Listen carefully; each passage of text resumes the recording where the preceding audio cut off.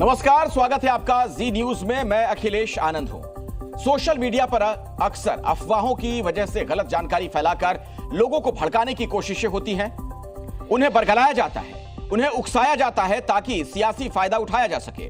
कानपुर से I love Mohammad के banner को लेकर शुरू हुआ विवाद इसका ताजा उदाहरण है। यूपी से महाराष्ट्र और गुजरात तक इसे लेकर मुस्लिम सड़क पर उतर गए। आई लव मोहम्मद के बैनर लेकर अब सिर तन से जुदा के नारे लगाए जाने लगे। लेकिन सच्चाई क्या है, पुलिस का क्या कहना है और केस कैसे पूरी सच्चाई को तोड़ मरोड़ कर पेश किया गया, इसी पर आज हमारी ये बहस होगी। आई लव मोहम्मद पर कौन भड़का रहा है? जब नहीं कोई एफआईआर तो किस बात का हाहाकार? अफवाह फैलाकर भड़काने वाली साजिश किसकी? अफवाह के जरिए कैसे किसी भी मुद्दे पर अधूरी जानकारी के जरिए लोगों को बरगलाया जा सकता है, भड़काया जा सकता है, तथ्यों को तोड़ मरोड़ कर पेश कर माहौल खराब करने की साजिश रची जा सकती है। उसका सबसे बड़ा उदाहरण कानपुर में शुरू हुआ विवाद है। दरअसल कानपुर में आई लव मोहम्मद लिखे बैनर को लेकर हंगामा मचा। मुसलमानों को बताया गया कि आई लव मोहम्मद लिखने पर कानपुर में एफआईआर दर्ज हुई, बैनर उतरवा दिया गया। फिर क्या था, मुस्लिम संगठन सड़क पर उतर गए। यूपी से गुजरात और महाराष्ट्र तक मुस्लिम समुदाय में गुस्सा है। सड़कों पर उतरकर एफआईआर दर्ज करने का कड़ा विरोध हो रहा है। बीड में भी हजारों की संख्या में मुस्लिम समुदाय के लोग सड़कों पर उतरे और हाथों में आई लव मोहम्मद का पोस्टर लिए हुए थे। विवाद बढ़ा तो पुलिस ने खुद उसकी सच्चाई बता दी। 12 वफात का एक परंपरागत जुलूस निकलना था। मोहल्ले के कुछ लोगों द्वारा परंपरागत स्थान से अलग स्थान पर हट करके एक टेंट लगा दिया तथा उस पर आई लव मोहम्मद का एक बैनर लगा दिया गया, जिसका एक पक्ष के द्वारा विरोध किया गया था। उपरोक्त सूचना पर रावतपुर थाने की पुलिस जब पहुंची तो टेंट लगाने वालों के द्वारा भी पुलिस के सामने विरोध किया गया। बाद में दोनों पक्षों की सहमति से टेंट व आई लव मोहम्मद का बैनर परंपरागत स्थान पर लगवा दिया गया था। यानी कानपुर में जहां से इस मुद्दे पर शुरुआत हुई, पुलिस ने अपने बयान से साफ कर दिया कि दोनों पक्षों से बातचीत कर आपसी सहमति से दूसरी जगह पर लगाए गए टेंट और बैनर को हटाया गया। अब सवाल ये है कि क्या आई लव मोहम्मद के बैनर पर एफआईआर हुई? तो जवाब है नहीं। आई लव मोहम्मद के लिखने या बैनर लगाने पर कोई एफआईआर नहीं की गई है, बल्कि परंपरागत स्थान से अलग हटकर नए स्थान पर बैनर लगाने तथा जुलूस निकालने के दौरान इस पक्ष के द्वारा दूसरे पक्ष का बैनर फाड़ने पर हुई है। अनुरोध है कि इस संबंध में कोई भ्रांति न फैलाई जाए। कानपुर पुलिस ने साफ शब्दों में कहा कि आई लव मोहम्मद के बैनर लगाने पर कोई एफआईआर नहीं हुई है। यानी पुलिस ने एफआईआर नई जगह पर बैनर और जुलूस के दौरान बैनर फाड़ने को लेकर की। वहीं गुजरात में भी आई लव मोहम्मद को लेकर कई जगहों पर प्रदर्शन किया गया। पुलिस थानों पर पथराव तक हुआ। यहाँ एक तरफ पुलिस ने अपनी सफाई दी तो वहीं दूसरी तरफ मौलाना तौकीर रजा अभी भी लोगों को भड़काने में जुटे हैं और सरकार को 1 हफ्ते का अल्टीमेटम दे दिया है। 1 हफ्ते के अंदर अगर राष्ट्रिंग पर हुकूमत कोई संज्ञान नहीं लेती है, उन पर कोई पाबंदी नहीं लगाती है, अगर जिन लोगों ने गुस्ताखियां की हैं उन लोगों पर कार्रवाई नहीं होती है, अगर हुकूमत 1 हफ्ते के अंदर हमें कोई आश्वासन देती है, इस तरफ कुछ काम करती है तो ठीक है, वरना हम 1 हफ्ते के बाद सड़कों पर एहतजाज करने पर मजबूर। ऐसे में सवाल क्या देश में आई लव मोहम्मद पर मुसलमानों को भड़काया जा रहा है? भाईजान को सोशल मीडिया के जरिए गलत जानकारी देकर माहौल खराब करने की साजिश रची जा रही है। इसी पर आज हमारी खास बहस होगी। और इस चर्चा में जो मेहमान हमारे साथ हिस्सा ले रहे हैं उनसे मैं आपका परिचय भी करवा दूं। मेरे साथ प्रोफेसर कपिल कुमार जुड़ गए हैं, राजनीतिक विश्लेषक के तौर पर। आचार्य विक्रमादित्य हैं, हिंदू धर्मगुरु, उनसे हमारी बातचीत होगी। नाजिम खान हमारे साथ हैं, मुस्लिम स्कॉलर हैं आप। महंत आदित्य कृष्ण गिरी हमारे साथ हैं, हिंदू धर्मगुरु। और नूर अहमद अजहरी हैं, MPLBI के यूपी प्रेसिडेंट हैं, उनसे भी हमारी बातचीत होगी। नाजिम साहब, आप ही से बातचीत की शुरुआत करना चाहूंगा और जरा ये बताइए, ये कौन लोग हैं जो इस तरीके से समाज में भेद करना चाहते हैं और ये क्या है, इसका सड़क पर उतरकर ये धमकी वगैरह, इसका मतलब क्या निकाला जाए? हाँ अखिलेश जी, देखिए हम लोग हमेशा अपने मुल्क को बेपनाह मोहब्बत करते हैं। तो देखिए हम तो कहते हैं कि आई लव माई इंडिया, लेकिन जब मैं आई लव माई इंडिया कहता हूं तो देखिए मैं अपने मजहब इस्लाम को मानने वाला हूं। जितने हम लोग सॉफ्ट हैं अंदर से, उतने हम अपने देश के लिए कट्टर हैं। अपने इस्लाम के लिए हम लोग बिल्कुल कट्टर है। जिस तरीके से यहां पर एक मिनट, देश के लिए कट्टर हैं, इस्लाम के लिए कट्टर हैं। बैनर पे लिखा है आई लव मोहम्मद और नारे लगाए जा रहे हैं सिर तन से जुदा। लव में और सिर तन से जुदा में क्या संबंध है? हाँ देखिए अखिलेश जी, देखिए भाई आई लव मोहम्मद हम लोग कहते हैं, लेकिन सर तन से जुदा की बात जो कहते हैं वो गलत है, उसके हम खिलाफ हैं। लेकिन आई लव मोहम्मद हाजी नाजिम खान एक बार नहीं 1 लाख बार कहेगा। अरे सुन लीजिए, मैंने पहले कहा ना कि मैं देश के, हम लोग देश के लिए जितने अपने देश में हाथ नहीं आने देंगे, हम अपने देश के लिए हाथ नहीं आने देंगे। उसी तरीके से मैं कहता हूं कि आई लव मोहम्मद, जो यहां मेरा मुल्क कर रहे हैं, मेरा मुल्क मुझे इस चीज की परमिशन देता, मेरा संविधान, मेरे रिलीजियस की परमिशन देता, लेकिन सिर तन से जुदा के नारा जो रंग दिखा रखा है वो देश के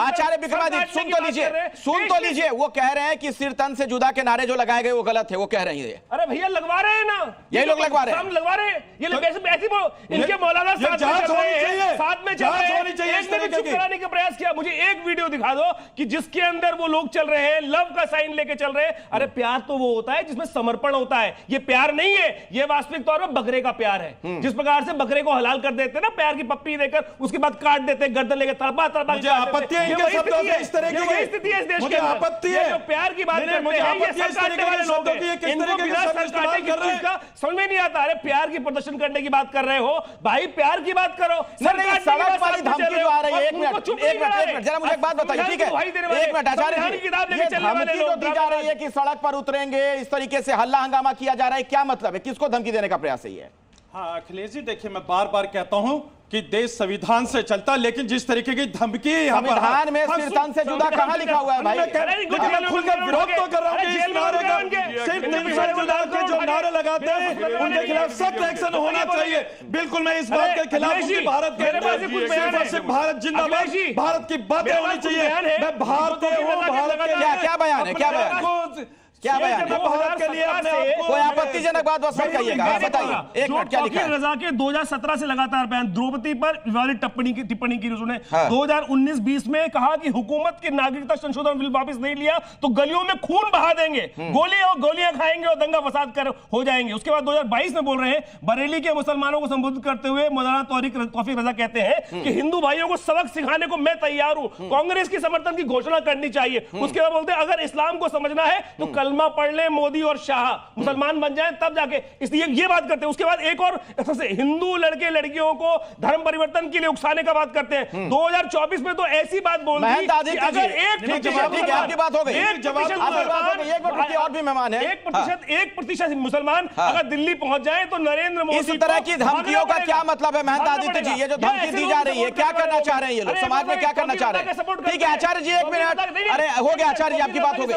आचार्य जी बैठे हो मौलाना, एक मिनट, रजा की सपोर्ट कर रहे हो। आचार्य जी आपकी बात हो गई। रजा की सपोर्ट कर रहे हो। आचार्य जी आपकी बात हो गई। एक मिनट, ऐसे गुंडे की आदित्य जी को बोले लीजिए। बात करते हो, गुंडों की सपोर्ट करते हो, हथियारों की सपोर्ट करते हो। महंत आदित्य जी जल्दी से। देखिए अभी तक देश और दुनिया में एक ही डरावना नारा था जिससे लोग खौफ खाते थे, वो इंसा अल्लाह के नाम पर। अच्छा मैं एक चीज दर्शकों को बता दूं, एक मिनट आप बोलिएगा, अपनी बात रखिएगा, जरा उनको ये बता दे दर्शकों को कि आखिर कैसे पूरे मामले को गलत दिशा दी गई है। आप समझिए जरा, ये दिखाने का प्रयास किया गया कि आई लव मोहम्मद लिखने के लिए मुकदमा हुआ, बात संवैधानिक अधिकारों तक पहुंच गई, अभिव्यक्ति की आजादी की दुहाई दी गई, लेकिन सच क्या था उसे सिलसिलेवार तरीके से आप जरा समझिए, क्या बातें उसमें कही गई थी, शुरुआत कैसे होती है। 4 सितंबर को कानपुर के रावतपुर से विवाद इसलिए हुआ, आई लव मोहम्मद लिखा बैनर लगाया गया। यह बैनर एक सार्वजनिक मार्ग पर लगाया गया, रामनवमी शोभा यात्रा के मार्ग के पास लगाया गया। इस मार्ग से रामनवमी की शोभा यात्रा जाती है। 12 वफात के दिन का कार्यक्रम था। हिंदू संगठन साजिशन तनाव पैदा करने की कोशिश बताते हैं इसे। कानूनी कार्रवाई की बात कही गई, बैनर लगाने के लिए कोई एफआईआर दर्ज नहीं की गई है। तो ये जो मुंह से बातें कही जा रही हैं, इस तरीके से बातों को बढ़ाने का प्रयास किया जा रहा है, महंत जी, इसका अर्थ क्या निकाला जाए? महंत आदित्य जी। देखिए, ऐसा है कि जानबूझ करके इस देश में अराजकता का माहौल फैलाया जा रहा है। जिस प्रकार के बयान जो विपक्ष के नेताओं के आ रहे हैं, तो मुझे ऐसा लगता है कि एक तबका जो है अब सड़क पर इसी तरीके के हंगामे करने पर उतारू हो गया। और अभी तक तो देश और दुनिया में एक इंसान अल्लाह के नाम पर लोग डर और खौफ खाते थे।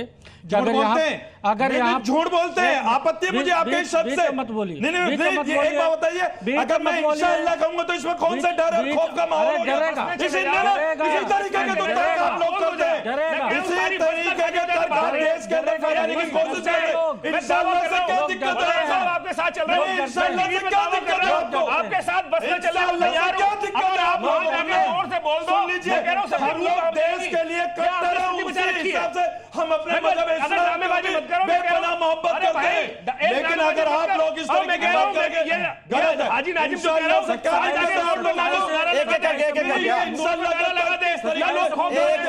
एक एक करके जल्दी से आदित्य जी अपनी बात खत्म करिए।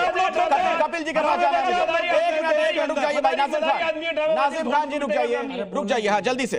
हाँ, आदित्य कृष्ण जी जल्दी अपनी बात खत्म करें आप। देखिए, ऐसा है कि अभी तक जो है जो लोग डरते थे वो अल्लाह अकबर और इंशाअल्लाह के नाम के नारे से डरते थे। अगर यहाँ पर अभी कोई स्टूडियो में आए और जोर से बोले अल्लाह अकबर तो लोग भाग जाएंगे यहाँ से। इस प्रकार की स्थिति अभी तक अल्लाह के नाम पर थी। अब ये दूसरे मोहम्मद हो गए हैं। अब आई लव मोहम्मद का जो है बैनर लेकर के निकलेंगे और सर तन से जुदा के नारे लगाएंगे। तो ये सब क्या है? आपके किसके जो है सर तन से जुदा करना चाहते हैं? नहीं, लेकिन मूल बात तो यह है प्रोफेसर कपिल कुमार, ठीक है, कपिल जी के पास में जाना चाहता हूं। इस मामले में अगर देखा जाए, कोई एफआईआर दर्ज हुई नहीं। जहां पर वो बैनर लगाया गया वहां पर वो बैनर लगाने की इजाजत थी नहीं। वहां कोई भी बैनर होता तो पुलिस कार्रवाई करती। तो एक सामान्य बात को क्या जानबूझकर इस तरीके से धर्म का चोला पहनाया जा रहा है? नेपाल में जो कुछ हुआ, कहीं वहां से तो नहीं इन लोगों को लग रहा है कि हम सड़क पर उतरकर कुछ हल्ला हंगामा करके वैसी स्थिति बना लेंगे? धन्यवाद। देखिए, मैं किसी के बीच में नहीं बोला था, तो मेरे बीच में कोई ना बोले। सबसे पहली बात तो इनको ये बता दूं मैं कि जो रोज बार बार संविधान की आड़ दे करके अपने जिहादी एजेंडा को आगे चलाते हैं, ये लोग ये ना भूलें कि उसी संविधान के अंदर यह भी प्रावधान किए हुए हैं कि तन सर से जुदा करने वालों का क्या इलाज किया जाएगा। समझे? संविधान ने बहुत कुछ दे रखा है। तो ये चुनौती जो रोज देते हैं ना तमाशे की कि हम सड़क पे निकल जाएंगे, हम ये कर देंगे, उसका जवाब सरकारें और हमारे संविधान में बहुत बढ़िया लिखा हुआ है और वो जवाब इन्हें मिलेगा ही, निकल के दिखाएं। दूसरी बात, देखिए, ये कोई लोकल एजेंडा नहीं है, ये पूरी दुनिया में करवाया जा रहा है। फ्रांस में, इंग्लैंड में, मतलब इंग्लैंड में तो यही तक किया कि जो झंडे लोगों ने अपने इंग्लैंड के लगा रखे थे उन झंडों तक को जाके पड़ोसी उतरवा रहा है कि ये मेरे धर्म के खिलाफ है। ये एक साजिश है। ये इनके मौलाना और जो ये कट्टरवादी हैं सारी दुनिया भर के अंदर ऐलान करते फिर रहे हैं कि हम पूरी दुनिया पे राज करेंगे। और ये जो गाजी बन रहे हैं ना अपने आप को, मतलब कितनी शर्म की बात है कि एक तरफ तो बैनर लगा रखा है आई लव अल्लाह और उसके बाद कह रहे हैं क्या दिक्कत है फिर इसमें? इसका मतलब इनका कपिल जी, क्या दिक्कत है इसमें अगर आई लव मोहम्मद का बैनर लगा हुआ है? क्या दिक्कत है आप लोगों को? अरे चुप रहे, बीच में नहीं, क्या दिक्कत है? अभी आप सुन लीजिए, अभी आपने क्या कहा था कि अल्लाह अकबर कहने से डर लगता है। भाई अल्लाह अकबर कहीं कहां डर लगा? किसी को डर नहीं लगा। किसी तरीके का नैरेटिव आप लोग देश के अंदर फैलाते हैं।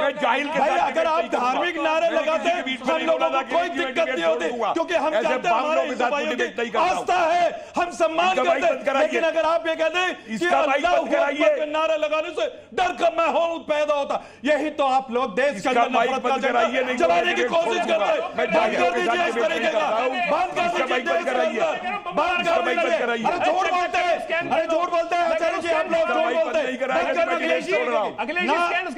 नूर अहमद अजहरी मेरे साथ, एक मिनट रुक जाइए, आचार्य जी एक मिनट। नूर अहमद अजहरी है मेरे साथ, एक मिनट। नूर अहमद अजहरी मेरे साथ है। आचार्य जी एक मिनट रुक जाइए भाई, और लोगों को बोलने दीजिए। नूर अहमद अजहरी भी मेरे साथ है।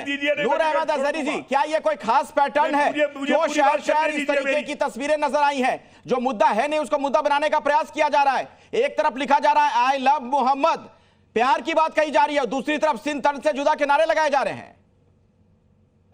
देखिए, सर तन से जुदा नारे जो लगाए गए हैं, जैसा कि आप लोग दिखा रहे हैं, उनकी मैं निंदा करता हूँ। सर तन से जुदा नारे नहीं लगाने चाहिए, क्योंकि हमारा देश संवैधानिक देश है, कानून वाला देश है। यहाँ कानून से चलेगा काम, शरीयत से चलेगा, संविधान मौलाना से चलेगा। सकते हैं। दूसरी बात सुनो, एक मिनट, जहां शरीयत से एक मिनट, चलेगा, आचार्य जी उनको बोलने दीजिए। आचार्य जी, आचार्य जी, अरे आचार्य जी रुक तो जाइए, मैं आऊंगा आपके पास, उनको बोलने दीजिए पहले। हाँ, अगर आप अरे आचार्य जी सुनो, बोलने दो। अरे कैसे अरे उनको बोलने तो दीजिए भाई, मेरी बात सुनिए आचार्य जी, बीच में मत आइए प्लीज। और एक बात मैं पहले स्पष्ट कर दूं, उसके बाद मैं बहस को आगे बढ़ाऊंगा। किसी भी धर्म को लेकर कोई आपत्तिजनक टिप्पणी ना मुझे करें। बात पूरी जी न्यूज करने दीजिए। बिल्कुल इस तरह की टिप्पणी से इत्तेफाक नहीं रखता है। सारे धर्म का समान भाव से आदर होना चाहिए। जो भी जिस धर्म को मानता है उसकी इज्जत करिए और कोई भी प्रतिकूल टिप्पणी ना करें, ठीक है? अब मर्यादित भाषा में बातचीत होगी, अब मर्यादित भाषा में बातचीत होगी। और हम लोग ऐसे तमाम बयानों की निंदा करते हैं, इस तरह की टिप्पणी कोई किसी धर्म को लेकर ना करे, ठीक है? नूर अहमद अजहरी, नूर अहमद अजहरी को बोलने दीजिए। हाँ,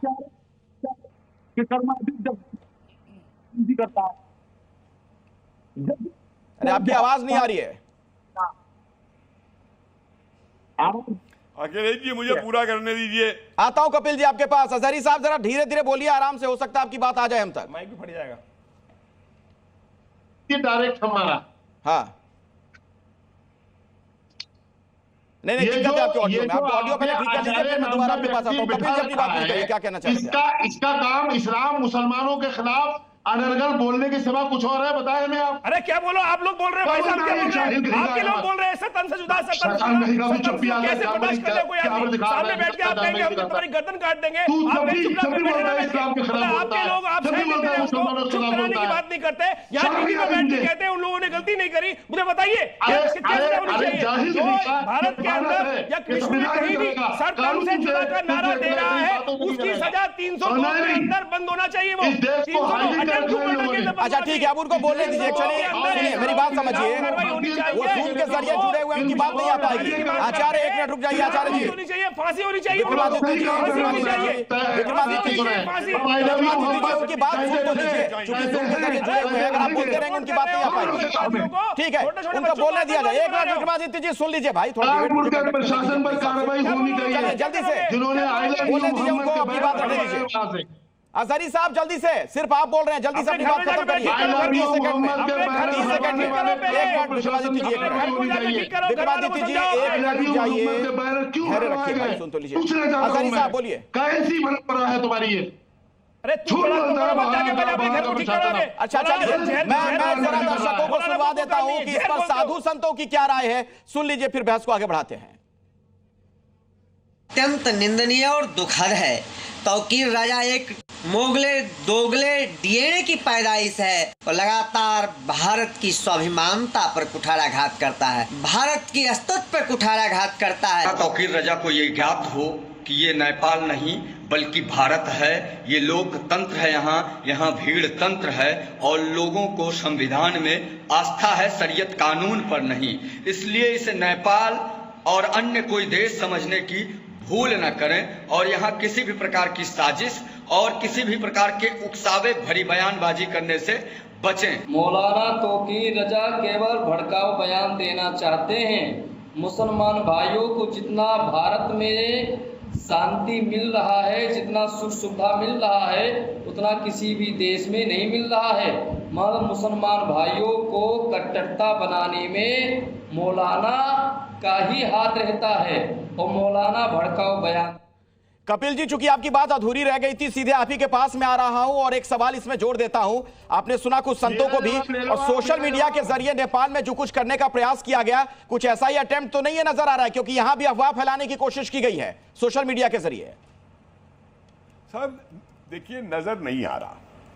ये पूरी एक मैंने बताया है कि जितने ये आतंकी इस्लामिस्ट हैं, इनका कमांड सेंटर बाहर बैठा हुआ है टर्की और सऊदी अरेबिया के अंदर और पाकिस्तान में, और पूरी दुनिया में ये करवा रहे हैं। अब मुझे एक बात बताइए आप, केरला के अंदर जब एक ईसाई टीचर का हाथ काटा गया था, तब इन लोगों का क्या स्टैंड था? फ्रांस के अंदर जब कार्टूनिस्ट का गला का गोली मारी गई, उसको अल्लाह अकबर के नारे लगा के मारी गई। उस अखबार के ऊपर जब गोलियां चलाई गई, अल्लाह अकबर के नारू लगाए गए। मुझे एक आतंकी बता दीजिए जो आतंकी धर्म के नारे इनके नहीं लगा के मारता। पहलगाम के अंदर धर्म पूछ पूछ के मारा गया। क्या बात करते हैं कपिल साहब? अल-कायदा ने और उसने जो हलाल किया वहां पे जर्नलिस्ट को, वो क्या क्या के मारा, इनके मुंह से आवाज निकली। अरे एक बात सुनिए।